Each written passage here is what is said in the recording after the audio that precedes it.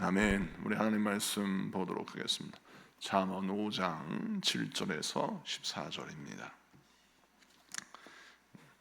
구약 성경 잠언 5장 7절에서 14절까지 말씀. 우리 다 같이 합독합니다. 시작. 그런즉 아들들아 나에게 들으며 내 입의 말을 버리지 말고 내 길을 그에게서 멀리하라. 그의 집 문에도 가까이 가지 말라. 두렵건대 내 존영이 남에게 잃어버리게 되며 내 수완이 잔인한 자에게 빼앗기게 될까 하노라. 두렵건대 타인이 내 재물로 충족하게 되며 내 수고한 것이 외인의 집에 있게 될까 하노라. 두렵건대 마지막에 이르러 내 몸 내 육체가 쇠약할 때에 네가 한탄하여 말하기를 내가 어찌하여 훈계를 싫어하며 내 마음이 꾸지람을 가벼이 여기고 내 선생의 목소리를 천종하지 아니하며 나를 가르친 이에게 귀를 기울이지 아니하였던고. 많은 무리들이 모인 중에서 큰 악에 빠지게 되었노라 하게 될까 염려하노라. 아멘. 자, 오늘은 잠언 5장 7절에서 14절까지 말씀을 통해서 자기 관리는 선택이 아니라 필수다 라는 제목으로 말씀을 증거할 때 많은 은혜 받는 시간 되기를 바랍니다. 네, 운동선수들의 삶을 보면 자기 관리가 굉장히 중요하다는 것을 알 수 있습니다. 올림픽 금메달리스트나 프로 선수들의 실력은 그의 본연의 재능이나 어떤 탁월함에서 나온다고만 볼 수 없습니다. 그들은 끊임없이 훈련하고 그리고 자기 관리를 철저히 합니다. 왜냐하면 그들의 탁월한 실력은 그의 재능에서만 나오는 것이 아니라 자기 관리를 통하여 그의 재능보다 더 많은 실력을 발휘하기 때문입니다. 그래서 프로 선수들은 주변에 그의 여러 가지 운동 관리, 또 생체적인 관리, 또 어떤 일상생활의 매니지먼트를 담당하는 사람들이 붙어서 그를 관리합니다. 탁월한 재능과 실력이 배가 되는 방법 중에 하나가 자기 관리라는 것이죠. 여러분, 영적인 부분도 마찬가지입니다. 우리가 신앙생활 할 때 우리가 원래가 믿음이 좋고 또 하나님을 사랑하고 또 주의 일을 잘 감당할 수 있는 실력이 있다 할지라도 자기 관리에 게을리하면 우리가 애써 이루었던 하나님의 계획과 하나님의 뜻을 한순간에 망칠 수도 있습니다. 그래서 우리는 철저하게 영적인 자기 관리를 잘 해야 되겠죠. 성경 말씀에도 그것을 강조합니다. 솔로몬은 정말 처음에는 하나님의 은혜 가운데 지혜를 얻어 하나님께 영광 누리는 삶을 살았고 주의 뜻을 이루는 자가 되었습니다. 그런데 그가 인생 말년에는 자기 관리에 실패합니다. 그가 이루었던 모든 업적 가운데 또 하나님이 기뻐하시는 것도 있지만 하나님이 싫어하시는 것, 하나님이 근심하시면서 원치 않는 그런 일들의 흔적들을 남겼습니다. 그래서 그의 아들에 대해서는 정말 르호보암의 때에 굉장히 큰 어려움을 겪게 되죠. 그래서 인생 말년에 솔로몬은 성령의 감동 가운데 자기 자녀들에게 이 자기 관리가 얼마나 중요한지를 토로하고 있는 것이죠. 성경 말씀을 좀 보겠습니다. 7절, 8절 보겠습니다. 잠언 5장 7절, 8절 다 같이 읽습니다. 시작. 그런즉 아들들아 나에게 들으며 내 입의 말을 버리지 말고 내 길을 그에게서 멀리하라. 그의 집 문에도 가까이 가지 말라. 아멘. 그런즉이라고 했죠. 이 그런즉이라는 말은 앞에 있는 말, 그러니까 잠언서 5장 1절에서 6절까지 말씀을 연결시키는 것입니다. 그럼 이 연결시킨 접속사의 의미를 보니까 우리를 넘어뜨리려고 하는 사단의 유혹이 사람을 통해서 온단 말입니다. 그런데 그 사단의 유혹의 통로를 우리가 기억하고 하나님의 말씀, 하나님의 진리의 교훈을 내 마음에 새기면서 절대 나를 유혹하고 넘어뜨리는 그 유혹 근처에 가지 말라, 이것을 강조하고 있어요. 여러분, 자기 관리의 출발은 어디에 있냐면 우선 나를 살리는 기준점이 어디 있는지를 잘 봐야 합니다. 내가 어떤 기준점에 맞춰 살아야 되는 건가? 많은 사람들이 하나님의 말씀을 붙들고 신앙생활할 때 기준점이 너무 낮은 경우가 있어요. 그러다 보니까 웬만한 그 유혹의 앞에서도 굉장히 무너지는 경우가 많은 이유가 뭐냐면, 내가 일주일에 한 번 예배드리면 됐지 뭐, 이런 기준점이 낮아버리면 그는 영적인 무장을 할 수가 없는 겁니다.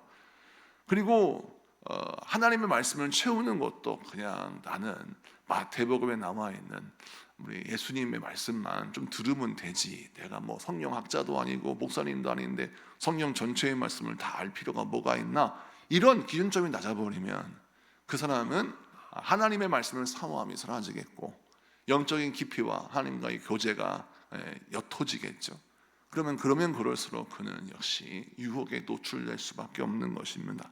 그래서 오늘 말씀에 우리 성령님께서 잠언 기자를 통하여 우리에게 강조하는 것이 무엇이냐? 영적인 기준치를 높여라는 것입니다. 우리 하나님께서 우리에게 원하시는 기준점이 어디 있느냐, 그걸 잘 보라는 것이죠. 목회자에게도 하나님이 원하시는 기준점이 있겠죠. 여러분도 마찬가지입니다. 그런데 참 희한한 것은 여러분의 삶의 배경 때문에 하나님이 여러분의 영적인 기준점을 높이고 낮게 하는 것이 아니라 여러분을 향한 하나님의 계획을 따라 기준점을 설정하십니다. 지금은 내가 가난하고 힘들고 어려워요. 질병 가운데 고난 가운데 있어요. 그렇다고 해서 나에 대한 기준점이 하나님이 낮아서 너는 이렇게 고난을 당하고 이렇게 어렵고 빈곤하니까 너를 향한 기대는 나는 없어, 그냥 이 정도면 해 라고 하는 하나님의 말씀은 없다는 거예요. 우리 하나님은 우리를 향한 기준점이 높아요. 이는 무엇입니까? 우리를 향한 계획이 원대하고 크기 때문입니다. 여러분, 그러므로 나를 향한 하나님의 기대가 나에게 부담이 되는 이런 육신적인 생각을 내려놓아야 합니다. 나를 향한 하나님의 기대가 원대하고 너무나 크다는 것을 깨달으면 그 사람은 그 하나님의 기대에 걸맞는 기준점을 소유하고 가지고 그것과 씨름해야 하는 것입니다. 그러면 어떤 일이 벌어집니까? 성장하게 됩니다. 성숙하게 됩니다. 결국 하나님의 뜻을 이루게 되죠.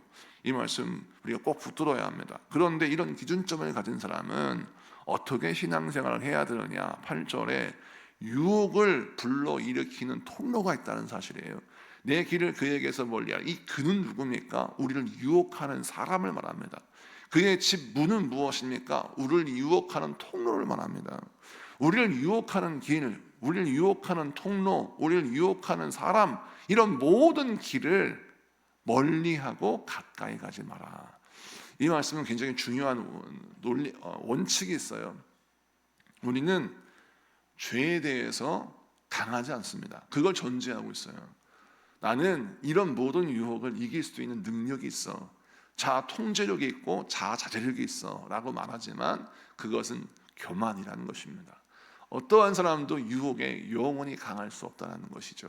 여러분, 그 유혹을 설명하기 위해서 설탕을 설명합니다. 설탕은 달콤합니다. 설탕이 들어가면 음식의 맛이 정말 풍요로워지지요. 그런데 설탕을 자주 섭취하면 우리가 잘 알다시피 이빨이 썩습니다. 그리고 우리 몸이 망가지죠. 설탕의 가장 큰 해악 중에 하나가 우리 몸의 면역력을 떨어뜨립니다. 그래서 결국 많은 질병에 노출되게 만들죠. 그래서 건강을 중요하게 여기는 사람들은 설탕의 섭취량을 적게 합니다. 그런데 왜 우리가 아무리 노력해도 설탕을 섭취할 수밖에 없나요? 우리 입맛은 설탕에 한번 길들여지면 그 달콤한 맛을 추구하는 습성이 생겨버리기 때문에 그렇습니다. 여러분, 그것처럼 모든 중독을 일으키는 것들은 처음에는 그냥 호기심에 시작합니다.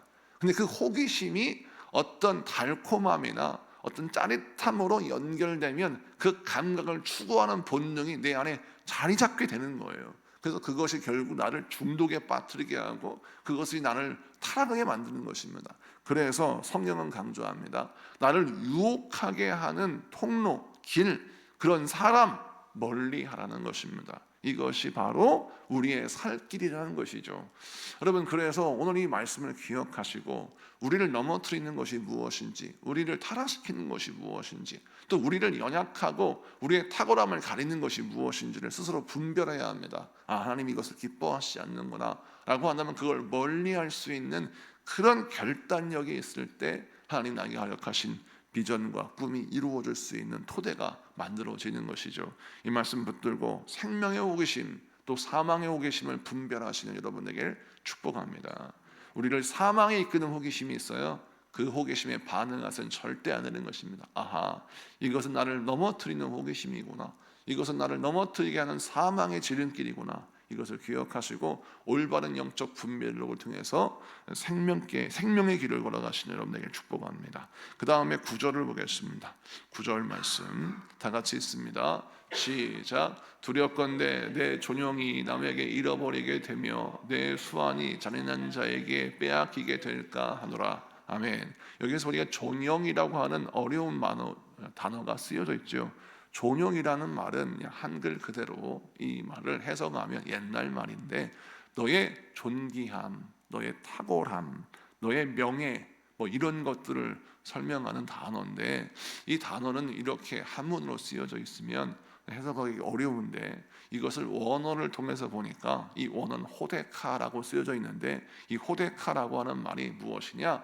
아까 서두에 말씀드렸던 것처럼 너의 강함, 너의 탁월함. 근데 이 탁월함은 무엇이냐면 그 나이, 그 상황, 그 처지에서 가장 빛나고 강하게 보이는 그런 탁월함을 말합니다.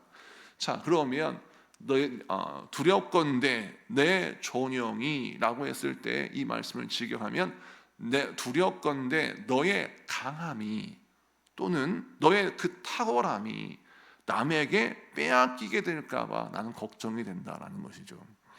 여러분, 이 좋은 예가 어디 남아있어요? 삼손에게 남아있죠. 삼손의 가장 탁월함은 무엇입니까? 하나님이 허락하신 강한 힘입니다. 그 강한 힘이 무엇 때문에 상실되게 됩니까? 수많은 유혹에 노출되어 자기를 통제하지 못하고 하나님의 말씀에 불순종하고 하나님의 인도하심을 따라 순종하지 아니함으로 그가 교만하게 빠지고 죄악에 빠짐으로 결국 들릴라에게 속임을 당하여 그가 타락하여 힘을 잃어버리지 않습니까? 이것을 통해서 우리 하나님 우리에게 말씀합니다. 우리의 탁월함을 악한 원수마귀가 끊임없이 빼앗으려고 하는 것을 기억하고 우리의 탁월함을 지켜야 합니다. 우리의 은사를 지켜야 되고 우리 하나님 우리가 허락하신 강함을 지켜야 하는 것입니다. 마귀는 스스로 집을 만들지 않아요. 남이 만든 집을 빼앗을 뿐입니다. 끊임없이 마귀는 여러분의 가진 것을 빼앗으려고 합니다. 여러분이 밑바닥에서부터 힘들게 이루어 놨던 어떤 업적들, 그런 어떤 성취들, 그런 은사와 재능들 이루기가 얼마나 힘들었습니까?